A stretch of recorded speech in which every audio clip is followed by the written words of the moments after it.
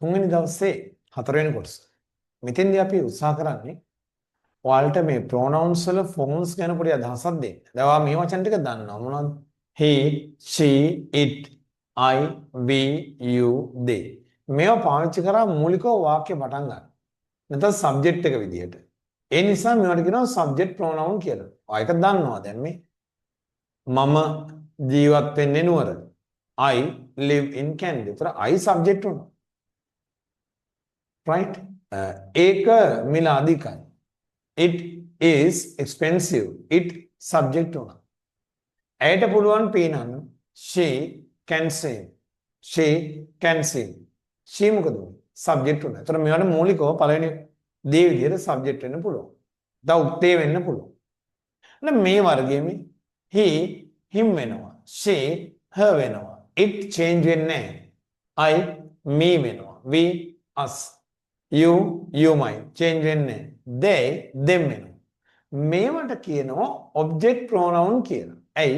මේක verb එකට හරි preposition එකට හරි පිටිපස්සට එනවා. ඒ කියන්නේ object වෙනවා. බලන්න මේ tell කියන්න, ඔවුන්ට කියන්න tell them. ඇයට කියන්න tell her. මට කියන්න tell me. ඒක රටා. ඔවුන්ගෙන් අහන්න ask them. ඔහුගෙන් අහන්න ask him. ඔයාගෙන් අහන්න ask you. Right me? Inform දන්වනවා. Inform. Right? අපිට දන්වන්න informers. Informers. එමයි කියන්නේ. ඒතර මේවා හොඳට දැනන් ඉන්න. ඒතර මේවට කියනවා මොනවද? object pronoun කියලා. ඒතර මේගොල්ලන්ට පුළුවන් verb එකට object වෙන්න. ඊට අමතරව preposition එකට object වෙන්නත් පුළුවන් මේ about ගැන. ඔවුන් ගැන about them. අපි ගැන about us. for සඳහා. ඇය වෙනුවෙන් නැත්නම් සඳහා නැත්නම් වෙනුවෙන් මේ for her. ඔහු වෙනුවෙන් for him.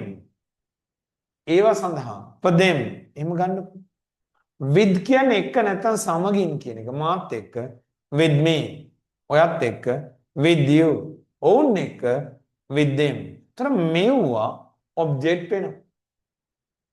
ඊළඟට තුන්වෙනි වර්ගය. අතර මේකේ හයක් තියෙනවා. මෙතෙන්දි තුනයි ගන්න. මේක අයිතිය පෙන්වන වර්ගයේ noun එක ඉස්සරහට ඇවිල්ලා. එතන noun එක ඉස්සරහට ඇවිල්ලා අයිතිය කියන නිසා මෙහාට කියනවා determiner කියලා. ඒ වගේම මේ අයිතිය කියන නිසා කියනවා possessive determiner කියලා. possessive determiner. බලමු. ඔහුගේ යාළුවා his friend.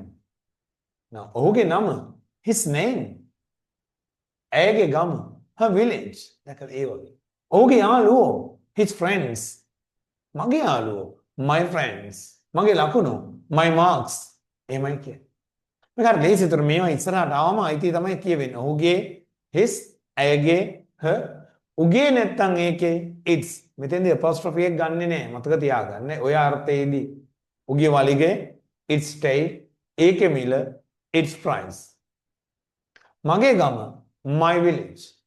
අපේ රට our country. ඔයාගේ ප්‍රගතිය your progress. your progress. right? ඔයාගේ ගම your village. ඔයාගේ school your school. ඔයාලගේ සංස්කෘතිය your culture. ඕනේ your culture. ඒගොල්ලොන්ගේ ගමන their journey. ඒගොල්ලොන්ගේ ගේ their house. එහෙමයි. ඒතර මේක වෙනම් පාඩම් කරගන්න. ඒගොල්ලෝ පිටිපස්ස noun එක එනවා. මෙතනින්දි මම පොඩ්ඩක් ඔයාලට මතක් කරනවා අයිතිය කියන විශේෂ ක්‍රම දෙකක් ගැන. එක singular nouns එක නම් ගොඩක් කාට එන apostrophe s එක. right? බලන්න පිරිමි ළමයා the boy පිරිමි ළමයින්ගේ ලකුණු. sorry පිරිමි ළමයාගේ ලකුණු ටික. the boys marks. එතකොට මේ පිරිමි ළමයාගේ apostrophe s. හැබැයි පිරිමි ළමයින්ගේ ලකුණු කියනවා. ළමයි කියන්නේ boys. s අකුරේ එනවා. s ආවම ආයි apostrophe s දාන්න බෑ. ඒ නිසා apostrophe විතරක් දානවා මේ. boys marks. boys marks. හැබැයි s නැත්තම් සාමාන්‍යයෙන් apostrophe s.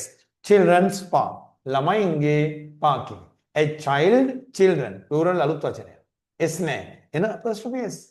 children's park. පණ නැත්නම් ගොඩක් කරන අයිතිකාරයා පිටිපස්සට එනවා මේ the name of the film. film එකේ නම. the name of the film. ගොඩ නැගිල්ලේ උස. the height of the building. පාඨමාලාවේ කාල සීමාව.